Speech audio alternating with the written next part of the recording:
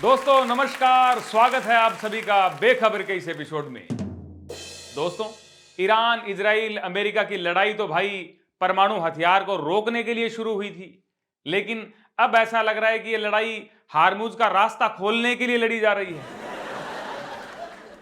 कमाल है।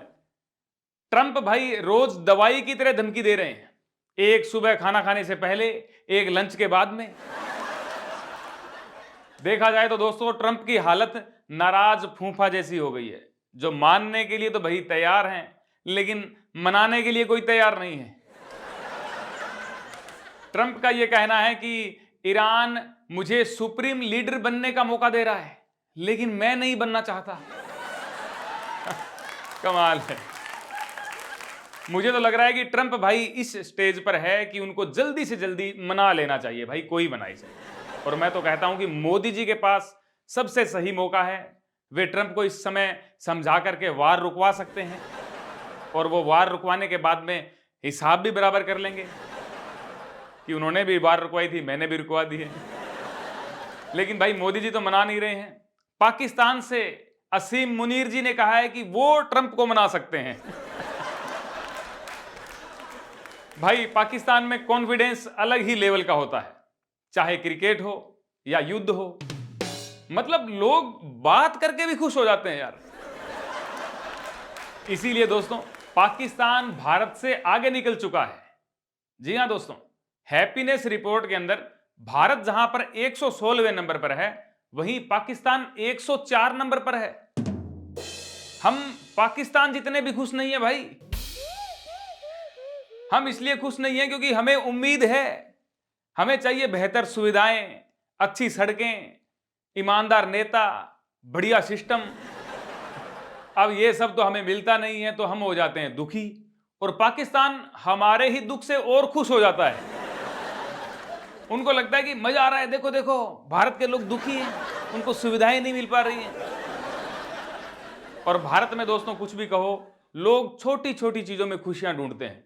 फिर भी दिन भाई ऐसा निकलता है कि कहीं ना कहीं दुख मिल ही जाता है।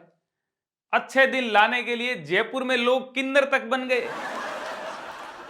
कई दिनों तक सिग्नल पर नकली किन्नर बन के इन्होंने पैसे मांगे, लेकिन एक दिन पकड़े गए। अब जिन लोगों ने इनको पैसे दिए थे, उनका हैप्पीनेस मीटर बिल्कुल नीचे चला गया एकदम से।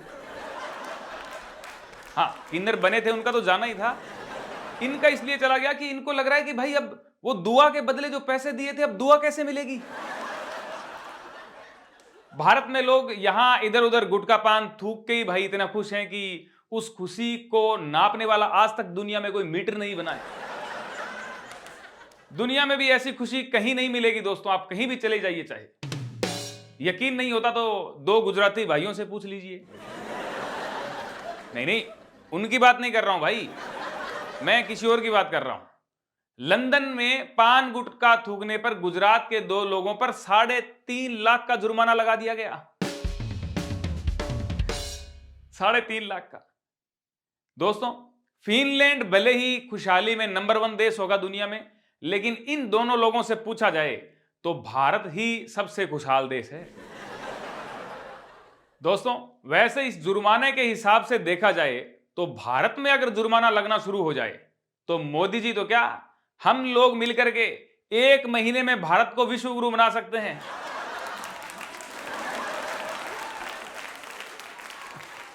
क्योंकि यहां लोग थूकने के लिए जुर्माना तो क्या दोस्तों, जान भी दे सकते हैं। पटना में पटरी पर थूकने गए एक व्यक्ति की वंदे भारत से टक्कर हो गई और मौत हो गई। बताइए। हम लंदन की इस खबर से हैरान हैं कि थूकने पर 3.5 लाख का जुर्माना लग गया। लंदन कितना हैरान होगा दोस्तों जब उन्हें पता चलेगा कि पटना में थूकने पर ट्रेन से टक्कर होकर मौत हो गई। कमाल है। तो दोस्तों, अब गुटखा पान थूकते समय 2 बातों का ध्यान रखना होगा। पहली बात तो ये कि कहीं हम लंदन में तो नहीं थूक रहे हैं, और दूसरी बात ये कि कहीं हम भारत में थूक रहे हैं तो वंदे भारत के सामने तो नहीं थूक रहे हैं। दोस्तों, ये तो बात थी पान गुटखे की। अब ये क्राइसिस की बात की जाए तो भारत में 2 धड़े बने हुए हैं। एक धड़ा तो वो है जिसको पेट्रोल डीजल नॉर्मल रेट में चाहिए, दूसरा धड़ा वो है जो 500 रुपए लीटर पेट्रोल हो जाएगा तो भी खरीद लेंगे। अब इनके अलावा एक धड़ा और है दोस्तों, मैं आपको बताता हूं। वो तीसरा धड़ा वो है जो इन दोनों धड़ों को दिन में देखता है, शाम को बियर पीता है और आराम से सो जाता है। अब बेखबर इस बात से आपको रहना है कि सुनने में आ रहा है कि भाई बियर के रेट भी अब बढ़ने वाले हैं। यूं समझिए दोस्तों कि क्राइसिस में महंगाई का एहसास अब आत्मा तक होने वाला है। लोगों ने कोरोना की दुख भरी घड़ी में भी इसी को सहारा बनाया था। दोस्तों, बियर महंगी होते ही अगले साल हैप्पीनेस मीटर में हमारी गिरावट तो तय है भाई। हर तरफ समस्या पैदा हो रही है। लोग मोदी जी पर आस लगाए बैठे हैं, लेकिन मोदी जी ने भी हमेशा की तरह साफ कह दिया है। क्या कह दिया है, देखिए। दुनिया में जो कठिन हालात बने हैं उनका प्रभाव लंबे समय तक बने रहने की आशंका है। इसलिए हमें तैयार रहना होगा, हमें एकजुट रहना होगा। हम कोरोना के समय भी एकजुटता से ऐसी चुनौतियों का सामना कर चुके हैं। अब हमें फिर से उसी तरह तैयार रहने की आवश्यकता है।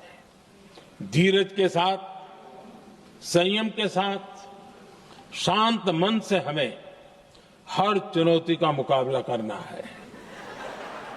भाई, हमने ऐसी चुनौतियों से निपटने के लिए ही तो मोदी जी को चुना था। जब जब चुनौतियों से लड़ने का समय आया, मोदी जी ने हम सबको आगे कर दिया कि हम मिलकर के लड़ेंगे। किसी ने सच ही कहा था दोस्तों कि देश चुनौतियों से परेशान नहीं है, बल्कि अरे सुन तो लो भाई, चुनौतियों से परेशान नहीं है बल्कि ट्रंप से परेशान है। क्या समझ लेते हो यार। चुनौतियों से लड़ने के लिए मोटिवेशन देने के लिए अब कई लोग आगे आएंगे, कई आपको चीजें सुनाई जाएंगी। अब देखिए, अब गैस सिलेंडर की मारामारी चल रही। हमको तो ऐसा लग रहा है ये 2-3 साल ऐसे ही चलता रहा तो लौट के हम लोग वही सतयुग में आ जाएंगे कि बेटा चूल्हे पे रोटी बनानी।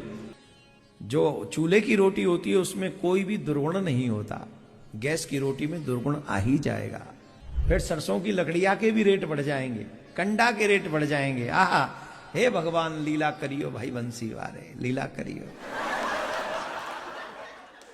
वैसे दोस्तों कुछ नया नहीं है, ये सब तो हमें पहले से ही पता था ना। हम भी तो दूरदृष्टि वाले हो गए हैं। अब बस पेट्रोल डीजल कम पड़ते ही या रेट बढ़ते ही बैलगाड़ी और साइकिल के फायदे सुनाई देने लगे तो हैरान मत होना। वैसे दोस्तों, मोदी जी दूरदृष्टि वाले आदमी हैं। उन्होंने पहले ही ये सब भांप लिया था और इसमें मोदी सरकार की जो भी कमी है उसके लिए उन मोदी जी ने पहले ही कह दिया था। संकट आते हैं, लेकिन किसी संकट के समय नेतृत्व दिशाहीन हो, असहाय हो, निराश हो, तब संकट बहुत गहरा हो जाता है। 125 करोड़ का देश आज निराशा की गर्त में डूबा हुआ है। दिल्ली के तख्त पर से, दिल्ली के शहंशाहों की तरफ से आशा जगे, विश्वास पैदा हो, टूटा हुआ भरोसा फिर से पुनः प्रस्थापित हो। न ऐसी कोई सोच दिखाई देती है, न ऐसे कोई कदम दिखाई देते हैं और न ही कोई कार्य योजना दिखाई जाती है। दोस्तों, एक बार तालियां होनी चाहिए इन मोदी जी के लिए। यही है वो सच्चे मोदी जी, यही है वो असली मोदी जी। और इन मोदी जी का मैं आज भी अंधभक्त हूं दोस्तों। क्या बात है। यही सब देख करके तो हमने चुनौतियों से निपटने के लिए इनको भेजा था। खैर दोस्तों, आप इन जो भी खबरें हैं इनसे बेखबर मत रहना और बढ़िया से आराम से क्राइसिस में संभल के चुनौतियों से लड़िएगा, क्योंकि हमें ही लड़ना है। बाकी इस एपिसोड में इतना ही। बहुत जल्दी नेक्स्ट एपिसोड में मिलेंगे। और पुणे मुंबई में अगर आप हो तो शो है मेरा 27 को मुंबई में, 28 को पुणे में। बुक माई शो से टिकट लेकर के आप जरूर आइएगा और बहुत जल्द काल्पनिक प्रेस कॉन्फ्रेंस भी लेकर के आएंगे। चैनल को आप दोस्तों ज्वाइन जरूर कर लीजिएगा, इससे मुझे सपोर्ट मिलता रहेगा, मजा आता रहेगा। कमेंट्स कीजिएगा, शेयर कीजिएगा, लाइक कीजिएगा। थैंक यू, बहुत बहुत धन्यवाद।